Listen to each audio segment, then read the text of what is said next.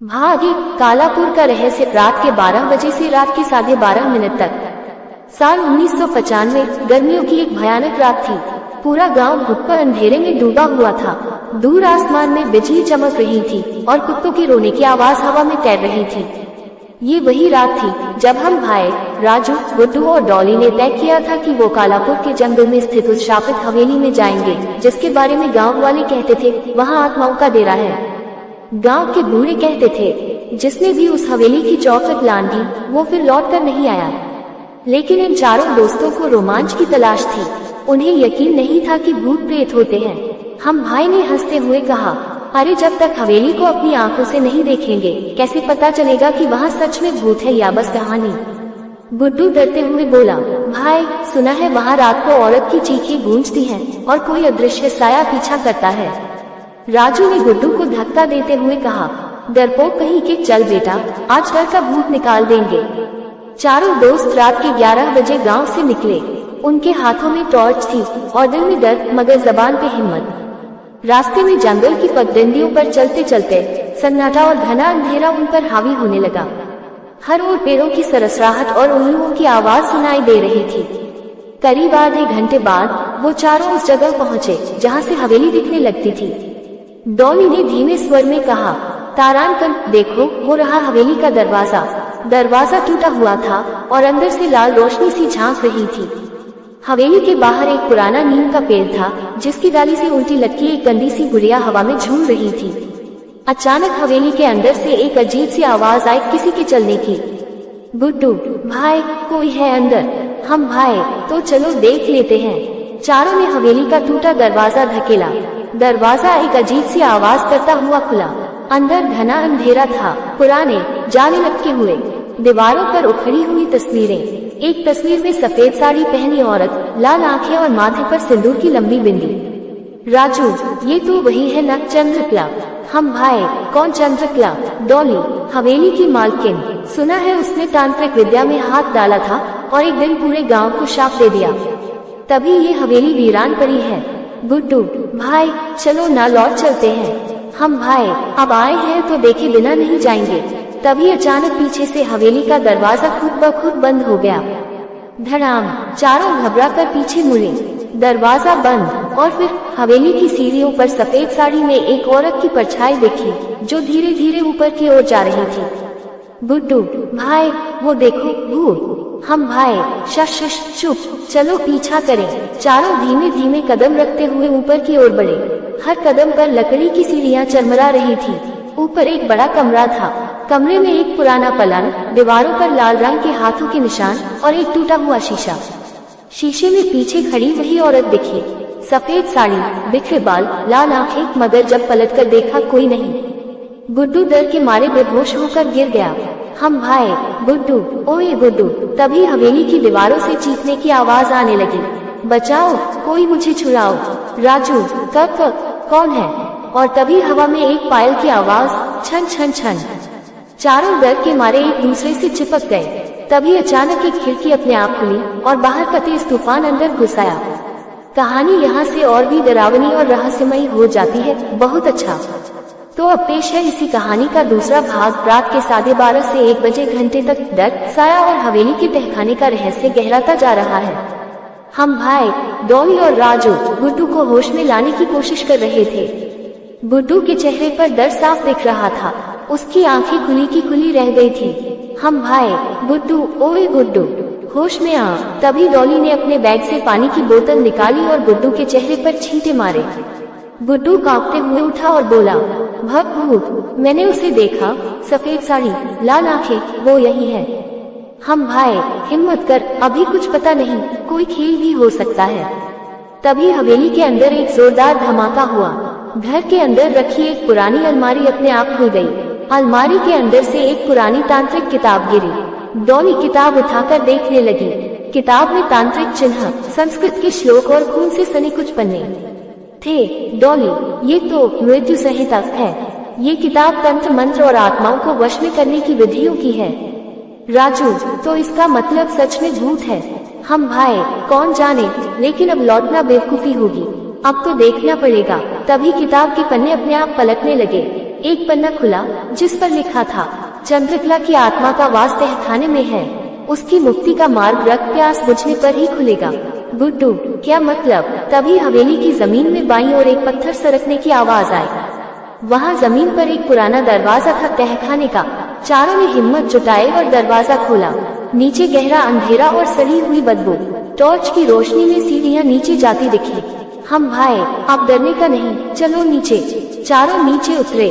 तहखाने की दीवारों पर खून के धब्बे, पुराने तांत्रिक चिन्ह और उल्टे लटकते जानवरों की हड्डियां। हर तरफ एक अजीब सी सनसनाहट। तभी तहखाने के अंदर से एक औरत की चीख गूंजी, मेरा बदला, मेरा बदला। गुड्डू, भाई, मैं नहीं रहूंगा, मैं निकल रहा हूँ। गुड्डू ने वापस जाने की कोशिश की, मगर तहखाने का दरवाजा अपने आप बंद हो गया। हम भाई, अब सिर्फ एक ही रास्ता है, सामना करो। आगे एक छोटा कमरा था जिसमें एक पुरानी झूला कुर्सी अपने आप हिल रही थी। कमरे के बीचों बीच एक मिट्टी का घड़ा रखा था। डॉली ने कहा, ये तांत्रिकों का प्रेतवशी घड़ा है, इसमें आत्मा कैद की जाती थी। राजू, तू कैसे जानती है ये सब? डॉली, मेरे दादा भी तांत्रिक थे, बचपन में बहुत कुछ देखा है।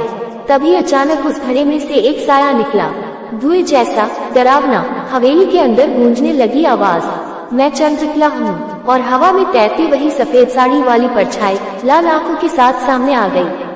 उसकी आंखों से खून के आंसू बह रहे थे। चंद्रकला, कौन आए हो मेरी हवेली में? कौन हो तुम लोग? हम भाई, हम बस सच्चाई जानने आए थे। चंद्रकला गुस्से में, मेरे पति ने मुझे जिंदा जलाया था। मैं हर अमावस को अपनी प्यास बुझाने लौटती हूँ, कोई मुझे चैन से जीने नहीं देता। आज तुम भी यही रहोगे। तभी डॉली ने किताब में से मंत्र पढ़ना शुरू किया। हवेली की दीवारें हिलने लगी। चंद्रकला चीखने लगी, नहीं, रुको। डॉली ने मंत्र का अंतिम शब्द पढ़ा, ओम कालभैरवाय नमः। सफेद साया धुएं में बदलकर वापस घड़े में समाने लगा। लेकिन तभी कुछ गलत हुआ। राजू अचानक जमीन पर गिरा, उसके चेहरे पर डर और आंखें लाल। वो चंद्रकला के वश में आ गया था। राजू भूतिया आवाज में, तुम मुझसे बच नहीं सकते, अगली अमावस तक लौटूंगी।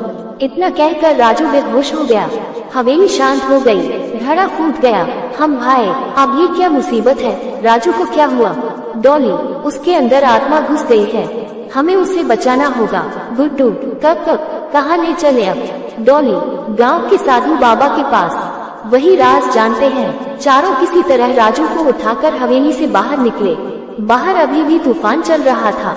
हवेली के दरवाजे अपने आप बंद हो गए। रास्ते में डॉली ने कहा, अब असली खेल शुरू होगा, असली भूत तो अभी बाकी है।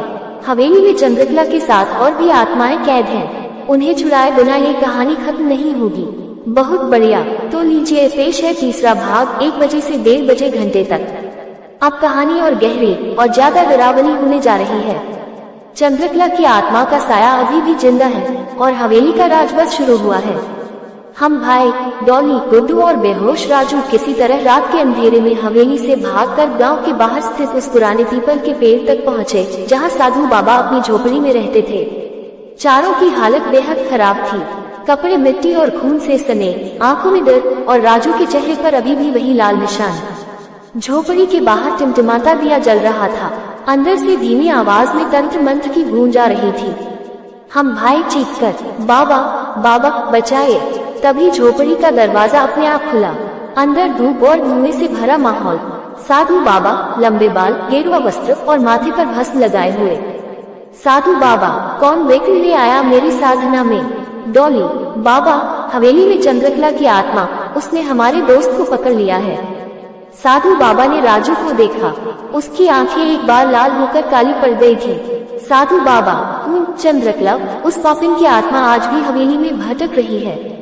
गुड्डू कांपते हुए, बाबा, वो तो कह रही थी कि अगली अमावस तक सबको मारेगी। साधु बाबा ने आंखें बंद की, कुछ मंत्र पढ़े और फिर बोले, अभी सिर्फ उसकी परछाई जागी है, असली रूह हवेली के तहखाने में नहीं, हवेली के नीचे बड़े काले कुएं में कैद है। जब अगली अमावस आएगी, उसकी शक्ति पूरी जाग जाएगी, तब वो गांव के हर इंसान की जान ले लेगी। हम भाई, तो हम क्या करें बाबा? साधु बाबा, राजू के शरीर में अभी आत्मा अर्ध जागृत अवस्था में है, इसे छुड़ाने के लिए कालनिशा तंत्र करना होगा, मगर ध्यान रहे अगर तंत्र अधूरा रहा तो वो आत्मा यही किसी और में समा जाएगी। डॉली, क्या चाहिए बाबा? साधु बाबा, उस हवेली में तांत्रिक सिंहासन के नीचे एक काला माला रखा है, वही उसकी शक्ति का केंद्र है, उसे लाओ। लेकिन याद रहे, हवेली अब जाग चुकी है, वहाँ और भी आत्माएं भटक रही हैं। तुम्हें जो भी दिखे उससे नजरें न मिलाना, वरना गुड्डू। वरना क्या बाबा? साधु बाबा धीरे से, वरना वो तुम्हारे जिस्म में समा जाएंगी। चारों का दिल धड़क उठा। अब तक जो कुछ देखा था वो कुछ भी नहीं था, असली डर अब शुरू होना था। हम भाई बाबा, हम जाएंगे। साधु बाबा, याद रहे सूरज निकलने से पहले लौट आना। अगर अमावस की रात हवेली में फंस गए तो फिर कोई मुक्ति नहीं। चारों ने राजू को झोपड़ी में छोड़ बाबा से तांत्रिक रक्षा सूत्र बांधा और फिर हवेली की ओर निकल पड़े। रात के 1:30 बजे बज चुके थे। हवा में ठंडक, पेड़ों की सरसराहट, दूर कुत्तों की रोती हुई आवाज और आसमान में काले बादल। जैसे जैसे हवेली के करीब पहुँचे, दिल की धड़कन तेज होती गई। गुड्डू भाई, ये सही नहीं लग रहा। हम भाई, अब आया है तो करेंगे, डर का क्या है। हवेली के दरवाजे इस बार खुद ब खुद खुले। अंदर की दीवारें अब पहले से ज्यादा खून सनी लग रही थी, जगह जगह ताजा खून की लकीरें। डॉली, हवेली जाग चुकी है, यहाँ अब हर चीज जिंदा है। चारों सीधा सिंहासन वाले कमरे की तरफ बढ़े। रास्ते में दीवारों पर भूतिया चेहरे उभरने लगे, दबी हुई चीखें, कोई अदृश्य ताकत जैसे गर्दन पकड़कर खींचने की कोशिश कर रही थी। गुड्डू भाई, ये क्या हो रहा है? तभी सामने एक बच्ची का साया दिखा, गोद में गुड़िया, चेहरे पर गहरा कट। बच्ची धीमे से, तुम भी मरोगे, सब मरेंगे। डॉली, नजरें नीचे रखो, न देखना उसकी आंखों में। सभी ने आंखें बंद की और तेजी से उस कमरे की ओर भागे जहां सिंहासन था। कमरे में पहुंचकर देखा, सिंहासन पर तांत्रिक काले कपड़े और उसके नीचे एक पुराना संदूक। संदूक खोला, उसमें काले धागे की माला। हम भाई, यही है बाबा की माला। माला उठाते ही पूरे हवेली में जोरदार गूंज, तुम्हारी मौत, तुम्हारी मौत। कमरा हिलने लगा, दीवारें चटकने लगी। गुड्डू, अब भागो भाई। चारों माला लेकर दौड़ पड़े। पीछे पीछे वही बच्ची, वही सफेद साड़ी वाली औरत। हवेली खुद ब खुद गिरने लगी। डॉली, बस सूरज उगने तक बाहर रहना है। दरवाजे के पास पहुंचते ही हवेली का दरवाजा बंद होने लगा। हम भाई ने डॉली और गुड्डू को धक्का देकर बाहर किया और फिर आखिरी सेकंड पर खुद भी बाहर कूद गए। हवेली जोरदार धमाके के साथ बंद। सूरज की पहली किरण दिखी, हवेली शांत हो गई, हवा थम गई और वो डरावनी आवाजें रुक गईं। हम भाई सांस लेते हुए, हो गया, बच गए। मगर तभी डॉली ने देखा, माला टूट चुकी थी और हवेली की खिड़की में वही चंद्रकला का चेहरा देखा, मुस्कुराते हुए। डॉली भाई, कहानी अभी खत्म नहीं हुई, अब असली खेल शुरू होगा।